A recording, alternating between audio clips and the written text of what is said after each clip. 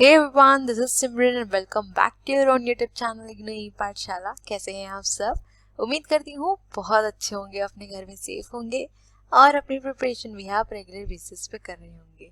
तो आज हम डिस्कस करेंगे IBO 4 की first unit, that is export import trade.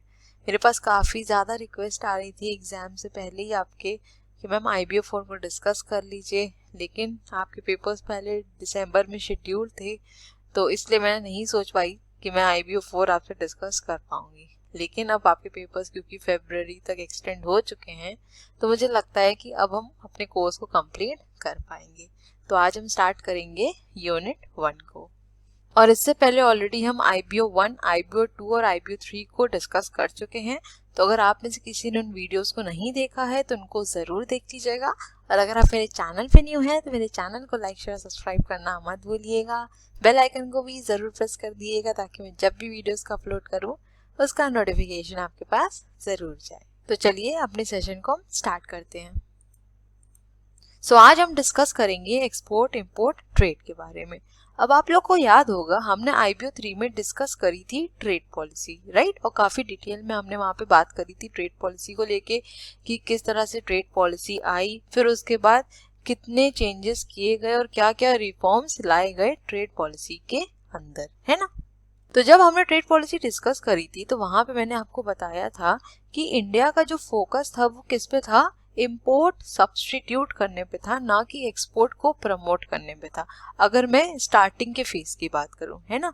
लेकिन उसके बाद धीरे धीरे गवर्नमेंट को ये समझ में आया, ये रियलाइज हुआ कि हमको ज़्यादा ध्यान किस पे देने की ज़रूरत है, एक्सपोर्ट प्रमोशन को, क्योंकि अगर हम एक्सपोर्ट प्रमोशन पे ज़्यादा ध्यान देंगे तो ऑटोमेटिकली हमारे जो इम्पोर्ट्स हैं वो खुद में रेस्ट्रिक्ट होना शुरू हो जाएंगे, right. So the twin objective of India's trade policy have been to promote exports and to restrict the level of imports to the level of foreign exchange available to the government। तो ये तो बात हो गई हमारी trade policy के objective की। लेकिन अगर ट्रेड पॉलिसी को इंट्रोड्यूस किया गया, उसके कुछ अगर ऑब्जेक्टिव सेट किए गए हैं, तो इसका क्या मतलब है कि हमें कुछ ना कुछ तो प्रॉब्लम आ रही थी ना, तभी हमने इन ट्रेड पॉलिसीज को अडेप्ट करने की कोशिश करी, इनके बारे में सोचा, है ना। वरना शुरू से तो इंडिया प्रोटेक्शनिज्म पॉलिसी की तरफ ही ज्यादा एम्फेसाइज करता था, है ना। तो यहाँ पे जो बेसिक प्रॉब्लम्स इंडिया को फेस करनी पड़ी थी वो क्या थी, इसको देख लेते हैं। सबसे पहली दिक्कत क्या थी, नॉन अवेलेबिलिटी और acute shortage of crucial inputs like industrial raw materials, capital goods and technology. अब आपको याद होगा हमने अपने IBO 3 में डिस्कस किया था कि इंडिया किन प्रोडक्ट्स को इंपोर्ट करता है और किन प्रोडक्ट्स को एक्सपोर्ट करता है, राइट। तो वहां पे मैंने आपको बताया था कि जैसे आपके कैपिटल गुड्स हैं, टेक्नोलॉजीज हैं, इन सब चीजों को हम क्या करते हैं, इंपोर्ट करते हैं। और इंपोर्ट क्यों करते हैं, क्योंकि हमारे पास इतने रिसोर्सेज नहीं है कि हम इन चीजों को अपनी कंट्री में फॉर्म कर सके, right.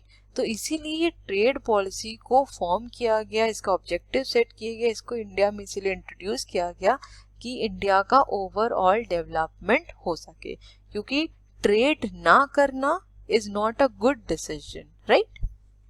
So these bottleneck can be removed only by import. तो सिंपल सी बात है कि अगर हमारी कंट्री में किसी प्रोडक्ट का प्रोडक्शन नहीं हो पा रहा है, चाहे वो रिसोर्सेज की कमी की वजह से हो या फिर अगर हमारी कॉस्ट ज़्यादा आती है उस प्रोडक्ट को प्रोड्यूस करने में, अगर हम उसको इम्पोर्ट से कंपेयर करें, ठीक है, तो सीधी बात है हम अपनी कंट्री में तो उसका प्रोडक्शन करेंगे नहीं, है ना। मतलब कहने का यहाँ पे ये है कि अगर आप एक पर्टिकुलर प्रोडक्ट को अपनी कंट्री में प्रोड्यूस कर रहे हैं, उसकी कॉस्ट क्या आ रही है, ज़्यादा आ रही है, लेकिन आप वही प्रोडक्ट को अगर इंपोर्ट कर लेंगे तो हो सकता है आपकी कॉस्ट कम आए, तो आपके लिए ज़्यादा बेनिफिशियल क्या होगा, ऑब्वियस सी बात है इंपोर्ट्स ही होंगे, राइट। तो ये जो भी हमारे बॉटलनेक्स आते हैं, मतलब जो अड़चने आती हैं, हम इनको अपने इंपोर्ट से ही कम कर सकते हैं। तो इंपोर्ट करना कोई बुरी बात नहीं होती है। ट्रेड का मतलब सिर्फ ये नहीं होता है कि हम सिर्फ एक्सपोर्ट करें, राइट। ट्रेड का मतलब होता है कि इंपोर्ट और एक्सपोर्ट दोनों बराबर तरीके से किया जा सकता है। लेकिन कंट्री को अगर अपना BOP फेवरेबल कंडीशन में रखना है, पॉजिटिव रखना है, तो वो ज़्यादा एक्सपोर्ट करे, ठीक। तो चलिए ये तो बात हो गई हमारी ट्रेड पॉलिसी की कि ट्रेड पॉलिसी के क्या ऑब्जेक्टिव्स थे और हमने क्यों ट्रेड पॉलिसी को अडेप्ट किया, क्या क्या हमें प्रॉब्लम्स आई, ठीक। अब नेक्स्ट जो एक इम्पॉर्टेंट इशू है वो है कि जितने भी हमारे एक्सपोर्टर्स हैं या फिर जितने भी हमारे इम्पोर्टर्स हैं, ये ज़रूरी नहीं है कि उनके पास सफिशिएंट फंड हो कि वो इजीली एक्सपोर्ट और इम्पोर्ट कर सकें, राइट। अब जब फंड्स नहीं है एक्सपोर्टर और इम्पोर्टर के पास, तो वो क्या करेंगे, या तो वो बोरो करेंगे किसी से, या फिर जो भी हमारी फाइनेंसिंग कंपनीज होती हैं उनसे फाइनेंस लेने की कोशिश करेंगे, या फिर कुछ फॉरेन एड्स को कलेक्ट करने की कोशिश करेंगे। ठीक, ये तो बात हुई आपके शॉर्ट रन की। लेकिन अगर मैं ये लॉन्ग रन की बात करूं, तो जब तक हमारी एक्सपोर्ट अर्निंग्स अच्छी नहीं होंगी तब तक हमें इंपोर्ट करने में कहीं ना कहीं दिक्कत होगी। ठीक है, क्योंकि चलिए स्टार्टिंग फेज में आपने फाइनेंस करवा लिया, ठीक है, या फिर आपने लोन ले लिया, बोरोइंग्स हो गई, जो भी, लेकिन ये सब चीज़ें आपकी शॉर्ट रन तक ही वर्क करेंगी, क्योंकि अगर आपने फाइनेंस भी करवाया है, बोरो करा है, तो आपको उसे रीपे भी तो करना होगा, राइट। और रीपे कैसे करेंगे, जब तक हम एक्सपोर्ट्स नहीं करेंगे, क्योंकि अगर हम एक्सपोर्ट करेंगे तो हम फॉरेन एक्सचेंज अर्न करेंगे, उसी से तो आप रीपे कर पाएंगे, राइट। तो ये शॉर्ट रन में ये सब चीज़ें काम कर जाती हैं कि आप किसी फाइनेंस कंपनी से फाइनेंस करवा लें या फिर बोरो कर लें, लेकिन लॉन्ग रन में आपको अपनी एक्सपोर्ट अर्निंग को जनरेट करना पड़ेगा, right. So the basic objective of the trade policy therefore revolves around the instruments and techniques of export promotion and import management. So I hope आपको यहाँ पे ये समझ में आया होगा कि exports और imports अपनी जगह कितने ज़्यादा important है, लेकिन इनका मैनेजमेंट किस तरह से होना है, इनको कौन रेगुलेट करेगा, किस तरह से ये चीज़ें वर्क करेंगी, इन सब की बात किस में कही गई है, आपकी ट्रेड पॉलिसी में। तो आपकी जो ट्रेड पॉलिसी है वो काफ़ी इम्पोर्टेंट रोल प्ले करती है हमारे इंटरनेशनल बिजनेस ऑर्गेनाइजेशन में। ठीक है, अब चलते हैं नेक्स्ट स्लाइड की तरफ। आई होप यहाँ तक चीज़ें क्लियर हो गई होंगी, थोड़ा सा इंट्रो क्लियर हुआ होगा। अब नेक्स्ट डिस्कस कर लेते हैं लीगल फ्रेमवर्क के बारे में। तो अभी हमने डिस्कस किया कि ट्रेड के अंदर एक्सपोर्ट्स और इंपोर्ट्स दोनों ही आता है, राइट। एक आउटवर्ड और इनवर्ड मूवमेंट ऑफ गुड्स और सर्विसेज का होता है, ठीक। अब इसको रेगुलेट कौन करता है ये भी पता होना चाहिए, है ना। अब ऐसा तो है नहीं कि अगर आपको मन हुआ कि चलो हम इस पर्टिकुलर प्रोडक्ट को कंट्री ए में एक्सपोर्ट कर दें तो आप एक्सपोर्ट कर लिए, या आपका मन हुआ कि उस कंट्री से मुझे कुछ प्रोडक्ट चाहिए तो आपने उसे इम्पोर्ट कर दिया, ऐसा तो है नहीं, है ना। इसका एक प्रॉपर प्रोसीजर होता है, इसकी एक रेगुलेटरी बॉडी होती है जो ये सब चीज़ों को गवर्न करती है, राइट। तो हमारा जो फॉरेन ट्रेड है उसे कौन गवर्न करता है, foreign trade development and regulation act 1992। तो ये तो बात हो गई कि इंडिया में फॉरेन ट्रेड कौन गवर्न करता है, ठीक है। अब जो हमारे ट्रांजैक्शंस होते हैं या ट्रेड ट्रांजैक्शंस होते हैं, चाहे वो एक्सपोर्ट के हों चाहे इंपोर्ट के हों, अब ऐसा तो है नहीं कि वो हमारे सिर्फ इंडियन करेंसी में होंगे, है ना। अब जिन कंट्री से हम ट्रांजैक्शंस कर रहे होंगे उनकी करेंसीज में ट्रांजैक्शंस हो रहे होंगे, तो एक तरह से कह सकते हैं कि फॉरेन एक्सचेंज के टर्म्स में जो ट्रांजैक्शंस होते हैं उन्हें कौन गवर्न करता है, foreign exchange management act of 1999, ठीक है। जितने भी हमारे एक्सपोर्ट इंपोर्ट ट्रेड ट्रांजैक्शंस हैं in terms of foreign exchange, इसे कौन गवर्न या रेगुलेट करता है, फॉरेन एक्सचेंज मैनेजमेंट एक्ट। अब इसको फेरा से रिप्लेस किया गया था, ठीक है। फेरा के बारे में हम आगे डिस्कस करेंगे, ठीक। तो सबसे पहले हमने किसकी बात करी कि इंडिया में फॉरेन ट्रेड को कौन रेगुलेट करता है, कौन करता है, foreign trade development and regulation act 1992, ठीक है। नेक्स्ट हमने बात करी कि जो भी हमारे एक्सपोर्ट और इंपोर्ट ट्रेड ट्रांजैक्शंस होते हैं in terms of foreign exchange, इसे कौन रेगुलेट करता है, फॉरेन एक्सचेंज मैनेजमेंट एक्ट, जिसको हम शॉर्ट फॉर्म क्या कहते हैं, फेमा कहते हैं, ठीक है। यहाँ तक बात समझ में आ गई होगी। अब जिन भी प्रोडक्ट्स या सर्विसेज को एक्सपोर्ट या इंपोर्ट किया जाता है तो उनके ऊपर कुछ ड्यूटीज भी चार्ज करी जाती है, राइट। और चाहे आप कोई भी ट्रांसपोर्टेशन मोड को यूज कर लें, आपको ड्यूटीज पे करनी पड़ती हैं, चाहे आप रोडवेज यूज करें, चाहे एयर यूज करें और चाहे वाटरवेज यूज करें, राइट। तो जो भी आपकी ड्यूटीज चार्ज करी जाती हैं इसे कौन रेगुलेट करता है, कस्टम एक्ट ऑफ 1962। आपने कस्टम ड्यूटी का नाम सुना होगा, है ना। तो ये कस्टम ड्यूटी कौन चार्ज करता है, कस्टम एक्ट 1962 के अंदर ही कस्टम ड्यूटी को चार्ज किया जाता है, ठीक। कस्टम ड्यूटी क्या होती है, एक तरह से आपका इनडायरेक्ट टैक्स होता है जो आपके दोनों ही प्रोडक्ट्स पे लगता है। मतलब चाहे आप प्रोडक्ट्स को इंपोर्ट कर रहे हैं और चाहे आप प्रोडक्ट्स को एक्सपोर्ट कर रहे हैं, कस्टम ड्यूटी उनके ऊपर चार्ज करी जाती है। ठीक है, तो ये तो बात हो गई कि जिन भी प्रोडक्ट्स को हम एक्सपोर्ट करते हैं या इंपोर्ट करते हैं, या जिन भी सर्विसेज को एक्सपोर्ट और इंपोर्ट किया जाता है, उनके ऊपर कुछ ड्यूटीज चार्ज करी जाती हैं। और इसको कौन रेगुलेट करता है? कस्टम एक्ट ऑफ 1962 रेगुलेट करता है, राइट। अब जिन भी प्रोडक्ट्स को या सर्विसेज को एक्सपोर्ट किया जाता है, उनको एक्सपोर्ट करने से पहले उनका प्रॉपर इंस्पेक्शन होता है, जिसको हम कह सकते हैं एक तरह से प्री शिपमेंट इंस्पेक्शन। ठीक है, पहले जो भी हम चीज को एक्सपोर्ट करने जा रहे हैं उसकी प्रॉपरली जांच होती है कि प्रोडक्ट कैसा है, किस टाइप के आइटम्स को एक्सपोर्ट किया जा रहा है। ऐसा तो नहीं है कि वो आपका नेगेटिव लिस्टेड आइटम है कि जिस आइटम को आप एक्सपोर्ट नहीं कर सकते आप उस आइटम को आगे एक्सपोर्ट कर रहे हैं, क्योंकि अगर आप ऐसा कर रहे हैं तो आपके ऊपर लीगल एक्शंस भी लिए जा सकते हैं। ठीक, नेक्स्ट जो मोटिव होता है वो होता है क्वालिटी को चेक करना, कि जहाँ पे भी प्रोडक्ट को एक्सपोर्ट किया जा रहा है वहाँ के अकॉर्डिंग ये क्वालिटीज है कि नहीं। इंपोर्टर की जैसी रिक्वायरमेंट थी कि उसको इस पर्टिकुलर क्वालिटी का प्रोडक्ट चाहिए, वैसा प्रोडक्ट वहाँ पे एक्सपोर्ट किया जा रहा है या नहीं। इन सब को कौन गवर्न करता है या रेगुलेट करता है? Export quality control and inspection act of 1963। तो यहाँ पे हमने इन शॉर्ट 4 रेगुलेटरी बॉडीज को डिस्कस किया। सबसे पहले फॉरेन ट्रेड ऑफ इंडिया को कौन गवर्न करता है उनके बारे में बात करी। नेक्स्ट बात करी हमने कि जो अर्निंग्स जनरेट होती है इसको कौन रेगुलेट करता है, राइट। फिर उसके बाद हमने बात करी कि जो ड्यूटीज चार्ज करी जाती है वो कौन रेगुलेट करता है। और लास्ट में प्री शिपमेंट इंस्पेक्शन और क्वालिटी को कौन चेक करता है उसके बारे में यहाँ पे बात करी।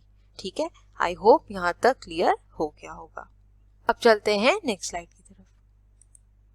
तो अभी हमने इन शॉर्ट ये सारे लीगल फ्रेमवर्क या रेगुलेटरी बॉडीज को डिस्कस किया है, राइट। अब इनको थोड़ा डिटेल में डिस्कस कर लेते हैं एक एक करके। ठीक है, तो सबसे पहले यहाँ पे बात करेंगे हम foreign trade development and regulation act of 1992। ये कौन सी रेगुलेटरी बॉडी थी या लीगल फ्रेमवर्क था जो कि फॉरेन ट्रेड ऑफ इंडिया को गवर्न करता है, रेगुलेट करता है, right. So the Foreign Trade Development and Regulation Act of 1992 and Foreign Trade Regulation Rules 1993 and the Foreign Trade Exemption from Application of Rules in Certain Cases Order 1993 issued thereunder replaced the earlier legal regime consisting of the Imports and Exports Control Act of 1947 and Import Control Order 1995 and Export Control Order 1988 issued thereunder and amended from time to time. With the operation of a new legal regime, the era of foreign trade control witnessed its demise. तो जो हमारी present time में regulatory body है foreign trade development and regulation act 1992, इससे पहले कोई और regulatory framework या बॉडी वर्क कर रही थी, लेकिन उसको रिप्लेस करके इसको इंट्रोड्यूस किया गया था इन द ईयर 1992, राइट। अब किन्हें रिप्लेस किया गया था इन्हें देख लेते हैं। सबसे पहली थी imports and exports control act of 1947, उसके बाद है import control order 1955 and export control order 1988। इन तीनों को रिप्लेस करके foreign trade development and regulation act 1992 and the foreign trade regulation rules 1993 और foreign trade exemption from application of rules in certain cases order 1993 को introduce किया गया था।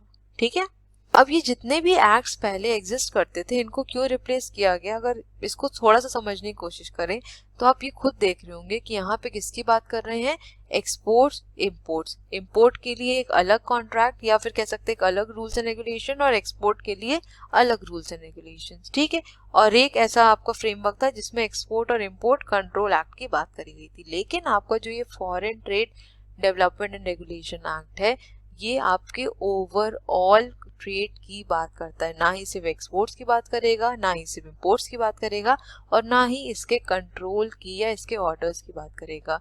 एक तरह से कह सकते हैं ये एक होलिस्टिक आपकी पॉलिसी फ्रेमवर्क की तरह काम करता है। ठीक है, तो आई होप ये तो समझ में आ गया होगा कि आपका जो foreign trade development regulation act है वो किस तरह से एग्जिस्टेंस में आया। ठीक, चलते हैं नेक्स्ट स्लाइड की तरफ। अब नेक्स्ट देख लेते हैं foreign trade development and regulation act का ऑब्जेक्टिव क्या है, ठीक है। So it's objective is to provide development and regulation of foreign trade by facilitating imports into and augmenting exports from India and for matters connected therewith or incidental thereto। तो इस particular act का major objective या primary objective क्या है कि जो भी हमारा फॉरेन ट्रेड हो रहा है, चाहे वो एक्सपोर्ट्स हो हमारे, चाहे वो इंपोर्ट्स हो, उनका डेवलपमेंट किस तरीके से करना है, उनको किस तरीके से रेगुलेट करना है, और एक्सपोर्ट्स और इंपोर्ट से रिलेटेड जितने भी ट्रांजैक्शंस हैं, उनसे कनेक्टेड जितने भी मैटर्स हैं, उनके बारे में कौन देखेगा, उनको कौन रेगुलेट करेगा, foreign trade regulation and development act उसको रेगुलेट करेगा, ठीक है। अब नेक्स्ट यहाँ पे अगर मैं बात करूँ तो जो हमारी एग्जिम पॉलिसी है, that is your export import policy, इसको भी कौन देखता है, ये पर्टिकुलर एक्ट उसे गवर्न करता है। उसके अंदर अगर कुछ चेंजेस करने होते हैं, उस पॉलिसी के अंदर कुछ अमेंडमेंट्स करने हैं, कुछ नए प्रोविजंस लाने हैं, XYZ, उस पर्टिकुलर पॉलिसी के अंदर कुछ भी चेंजेस अगर होने हैं तो उसको कौन देखेगा, foreign trade development and regulation act उसे गवर्न करेगा, ठीक है। So the export and import policy of India is issued under this act and any amendments to the policy provisions are also made thereunder, ठीक है। The permission for export and import is also given under this act by granting the importer exporter code number। तो जो भी हमारे exports या imports होते हैं और जो भी हमारे एक्सपोर्टर या इंपोर्टर एक्सपोर्ट या इंपोर्ट के बिजनेस में इन्वॉल्व होते हैं, उनको एक नंबर दिया जाता है, that is importer exporter code number. इसी के थ्रू वो आगे ट्रेड परफॉर्म कर सकते हैं। तो इसको भी कौन गवर्न करता है या इसकी परमिशन कौन देता है, foreign trade development and regulation act देता है, ठीक है। This IEC number has also dispensed with the need of the code number for exports. The maximum punishment for the commitment of any offense, contravention of any law, harming countries' trade relations or bringing disrepute to the credit or the goods of the country while conducting export-import trade transactions is also operated through the suspension or cancellation of the importer exporter code number। यहाँ पे क्या बोल रहा है कि अगर कोई भी रेगुलेशंस को ब्रेक किया गया, कोई भी लॉ को अगर तोड़ा गया, या फिर कोई ऐसी ट्रेड प्रैक्टिसेस की गई जो कि कंट्री के लिए हार्मफुल है या फिर कंट्री की क्रेडिट वर्दिनेस को खराब कर सकती है, तो उस टाइम पे उस पर्टिकुलर एक्सपोर्टर या इंपोर्टर का जो भी कोड नंबर है उसको कैंसिल कर दिया जाएगा। एक तरह से कहने का मतलब ये है कि जो उनको परमिशन ग्रांट करी गई थी एक्सपोर्ट इंपोर्ट ट्रेड ट्रांजैक्शंस को करने के लिए, उसे खत्म कर दिया जाएगा, ठीक है। सो आई होप आपको अब ये क्लियर हुआ होगा कि मैंने क्यों बोला था कि ये पर्टिकुलर एक्ट आपका होलिस्टिक डेवलपमेंट की बात करता है, पूरे फॉरेन ट्रेड की बात करता है, ना ही सिर्फ एक्सपोर्ट की बात करेगा सिर्फ, और ना ही सिर्फ इंपोर्ट्स की बात करेगा। और इसीलिए जितने भी हमारे पहले के एक्ट्स थे या एग्जिस्टिंग एक्ट्स जो भी बनाए गए थे, उनको इसीलिए ही रिप्लेस किया गया था, ठीक है।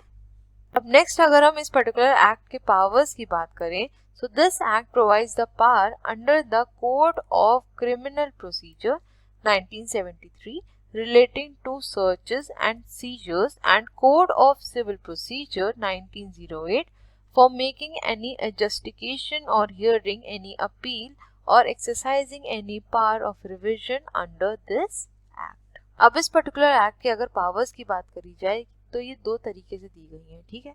एक है आपकी कोड ऑफ क्रिमिनल प्रोसीजर और दूसरी है आपकी code of civil procedure, right.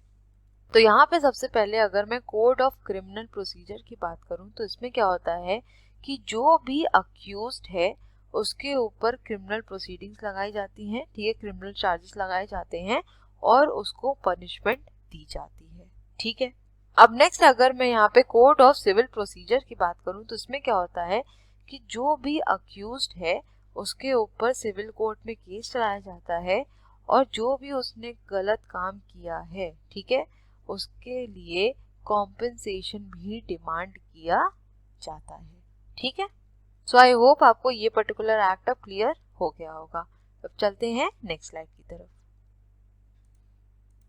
अब नेक्स्ट एक्ट है हमारा foreign exchange management act of 1999। The exchange control in India was introduced on September 3rd, 1939 as a wartime measure in the early period of the Second World War under the powers conferred by the Defense of India rules. The emergency powers were subsequently replaced by Foreign Exchange Regulation Act of 1947, which came into operation on 25th of March 1947. तो फेरा आपका कब introduce हुआ था? 25th of March 1947 में introduce किया गया था, ठीक। This act witnessed comprehensive revision in the wake of changed needs of the economy during the post-independence period and was replaced by the Foreign Exchange Regulation Act 1973 known as FERA। तो यहाँ पे अगर हम फेरा की बात करें तो सबसे पहले कब इंट्रोड्यूस हुआ था? 25th of March 1947 में इसे सबसे पहले इंट्रोड्यूस किया गया था, ठीक है। लेकिन with the passage of time हमारी इकोनॉमी में काफ़ी ज़्यादा चेंजेस आ रहे थे इंडिपेंडेंस के बाद, तो उस टाइम पे इसको थोड़ा सा अमेंड किया गया और इसको क्या नाम दिया गया? Foreign exchange regulation act of 1973। तो सबसे पहले बना था आपका 1947 में, फिर इसके बाद इसमें कुछ अमेंडमेंट्स किए गए और इसे फिर से इंट्रोड्यूस किया गया इन द ईयर 1973, ठीक है। The onset of the era of liberalization of the external sector of the economy and the industrial licensing followed by partial convertibility of rupee and full convertibility on current account necessitated the need for further extensive amendments in the FERA, which were brought about by the Foreign Exchange Regulations Amendment Act of 1993। अब आप लोग को याद होगा कि एक new economic policy को introduce किया गया था इन द ईयर 1991 में, है ना, जिसको हम एलपीजी पॉलिसी भी कहते हैं, that is liberalisation, privatisation and globalisation, right. तो उस टाइम पे क्या हुआ? काफ़ी ज़्यादा हमारी पॉलिसीज में चेंजेस है, क्योंकि अब कंट्री हमारी लिबरल हो गई थी, तो हमारा जो रुपी था वो इजीली कन्वर्टेबल हो गया था, काफ़ी ज़्यादा रिलैक्सेशन मिल गए थे ट्रेड में, है ना। तो उस टाइम पे भी फेरा में काफ़ी चेंजेस किए गए, अमेंडमेंट्स किए गए और उसको क्या नाम दिया गया था? Foreign exchange regulation amendment act of 1993। तो ये जो हमारी एलपीजी पॉलिसी आई थी उसके बाद इसमें अमेंडमेंट्स किए गए थे, ठीक है। Now FERA has been replaced by the foreign exchange management act, that is FEMA 1999।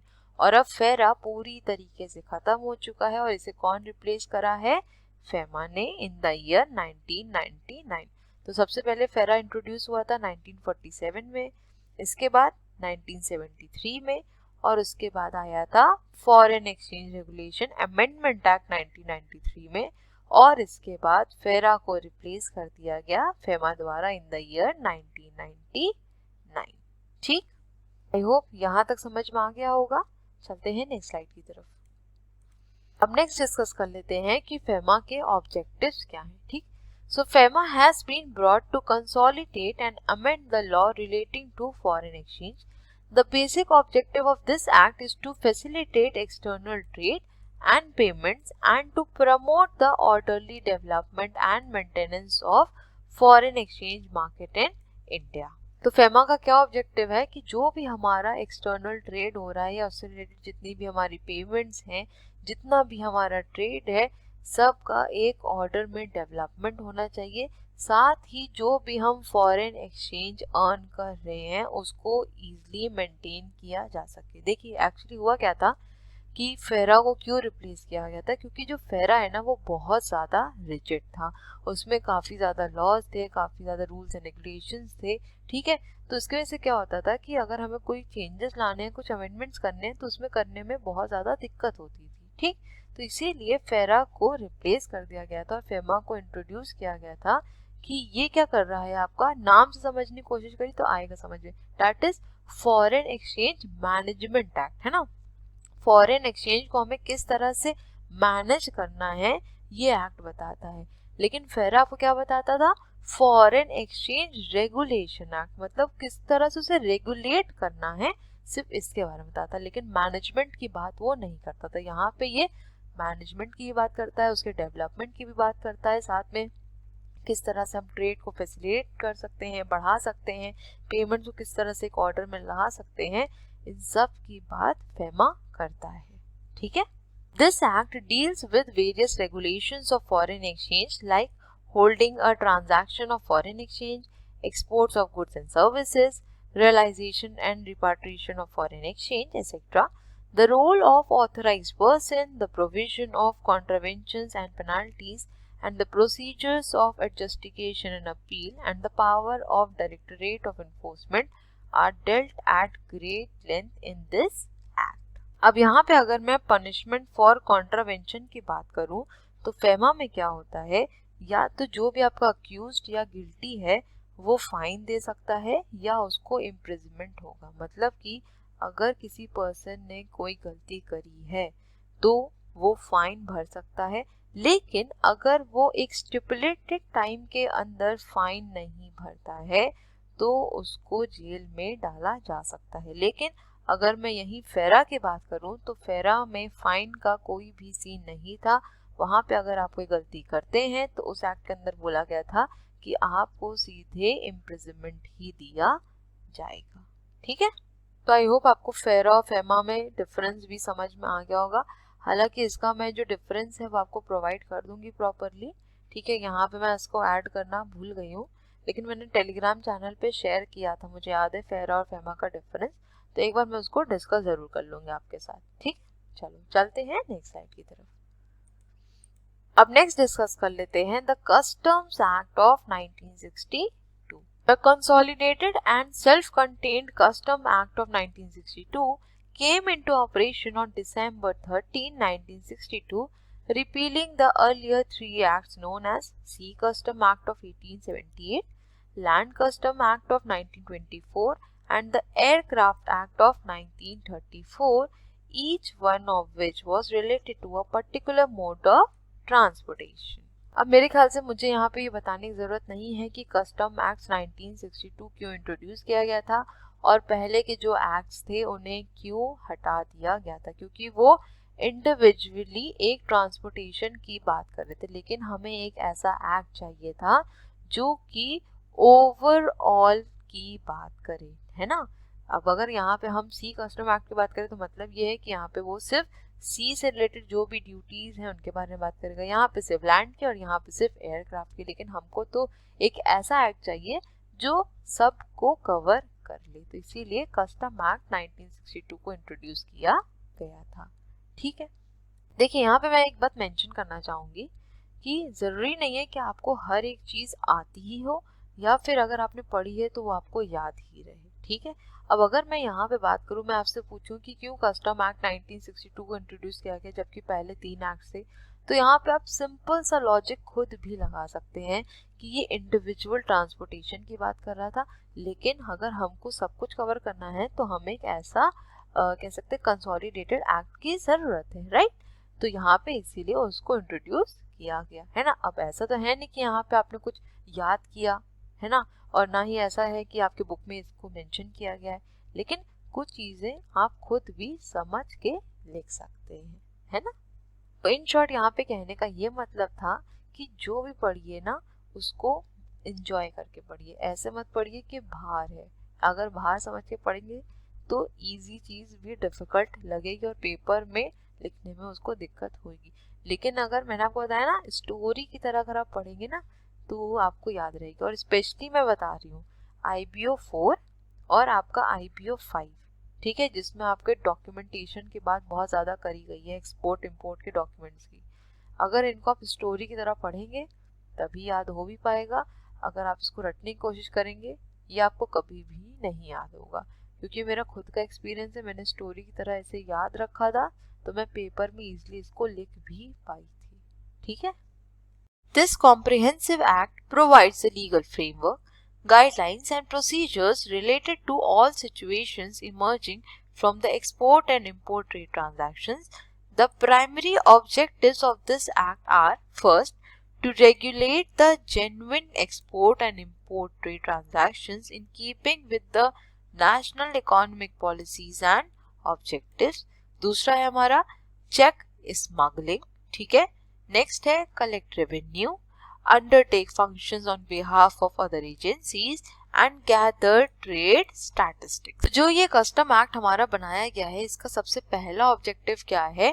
To regulate the genuine export and import trade transactions, की जो भी हमारे ट्रेड ट्रांजैक्शंस हो रहे हैं, चाहे वो एक्सपोर्ट्स हैं और चाहे वो इम्पोर्ट्स हैं, वो जेन्युइन होने चाहिए, वो सही होने चाहिए, फ्रॉड नहीं होने चाहिए, ठीक. नेक्स्ट क्या है? स्मगलिंग को कंट्रोल करना या फिर उसके ऊपर जांच करना. मतलब कि अगर कोई ऐसे प्रोडक्ट्स या गुड्स जो प्रोहिबिटेड हैं, जो नेगेटिव लिस्ट में हैं, अगर उन्हें एक्सपोर्ट किया जा रहा है, इंपोर्ट किया जा रहा है, तो इसको कौन देखता है? कस्टम एक्ट के अंदर इसे गवर्न किया जाता है, ठीक. नेक्स्ट कस्टम एक्ट का जो ऑब्जेक्टिव है वो क्या है?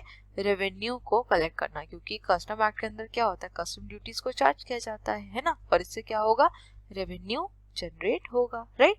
नेक्स्ट पॉइंट है हमारा undertake functions on behalf of other agencies. अब जो आपके एक्सपोर्ट इंपोर्ट के ट्रेड ट्रांजैक्शंस होते हैं, इसमें काफी एजेंसीज इन्वॉल्व होती हैं, ठीक है.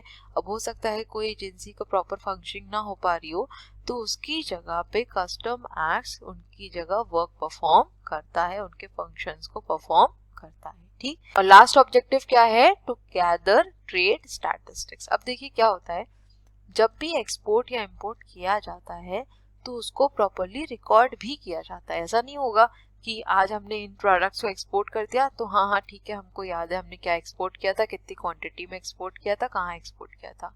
जरूरी नहीं है ना कि हमको हर चीज याद रहे, और वो भी जब एक्सपोर्ट और इंपोर्ट आपका लार्ज क्वांटिटीज में होता है तो आपको चीजें नहीं याद होती हैं. तो वैसे भी आपको हर चीज वहां पे रिकॉर्ड रखनी पड़ती है. तो जब हमारे पास डेटा ऑलरेडी रिकॉर्डेड रहता है तो ये स्टैटिस्टिक्स जो जनरेट होती है, ये हमें आगे काफी ज्यादा हेल्प करती है ना.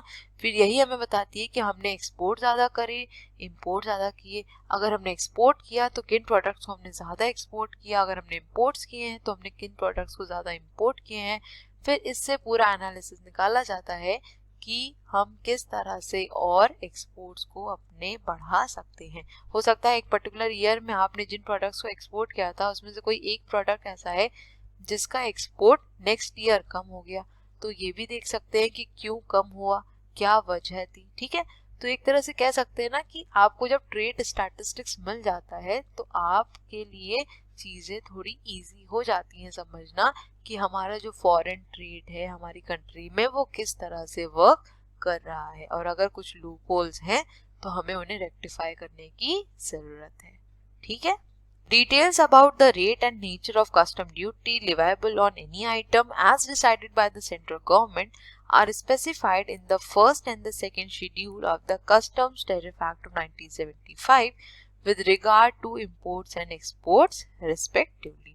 तो जो भी ड्यूटीज या रेट्स को चार्ज किया जाता है वो कौन डिसाइड करता है? सेंट्रल गवर्नमेंट हमारी डिसाइड करती है, और ये किसमें मेंशन्ड है?